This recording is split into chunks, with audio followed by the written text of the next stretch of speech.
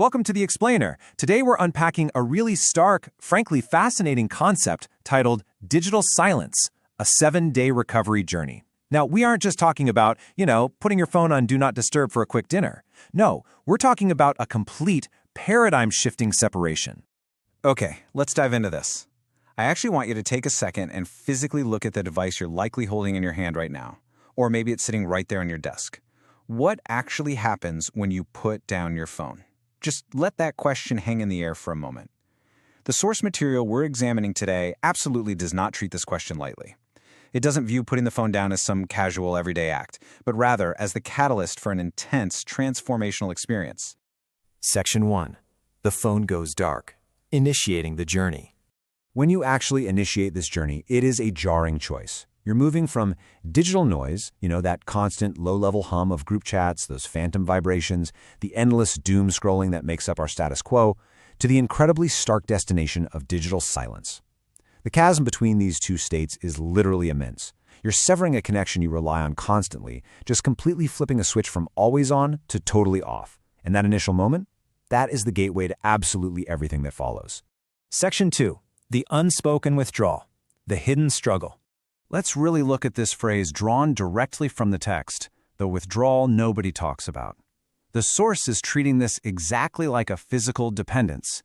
When that screen goes black, your brain is still expecting its dopamine hit. Especially in those first couple of days, you'll find yourself reaching for a phone that just isn't there. You'll feel phantom buzzes in your pocket. Honestly, we don't recognize how deep the addiction runs until we abruptly cut the cord. Which brings us to a really vital question that I want to pose directly to you. Why does the source text specifically call this a recovery? Notice what words are missing here. The author doesn't call it a digital vacation. It's not a tech break, or a cleanse, or a holiday. No, it's a recovery. And a recovery inherently implies that damage has been done. It implies we're healing from a state of injury caused by our constant connectivity. The text is literally forcing us to reframe our relationship with our phones as something we actively need to heal from. Let's move to and see how this builds into a highly structured process. Step 1 is the physical act of putting down the phone. Step 2 is that inevitable hurdle of facing the unspoken withdrawal we just talked about. You can't skip it, you literally have to go through it. Only then can you reach step 3, entering the silence. The text implies a strict, required sequence here. Basically, you cannot reach the recovery of silence without surviving the withdrawal first. Section 3. The 7-day journey. Mapping the timeline. Listen, this isn't some quick weekend camping trip where you accidentally forget your charger. On day 1, you have that initial separation. By midweek, that unspoken withdrawal totally peaks as your brain fights the separation. You're out there navigating all your standard, everyday stressors and routines without your primary coping mechanism. But if you weather that storm and push through, you reach day 7, true digital silence. The silence is earned through the friction of the week. Section 4. Entering digital silence, the final destination. Digital silence isn't just a passive lack of noise. It's an active state of recovery, achieved after a deliberate 7-day separation. Really think about that.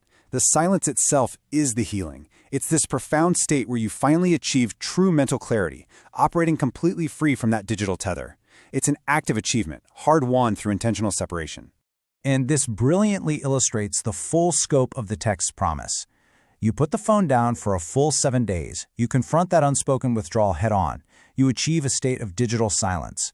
And throughout that entire process, you're actively framing the experience as a necessary recovery journey. Section 5. The recovery, a personal narrative of change.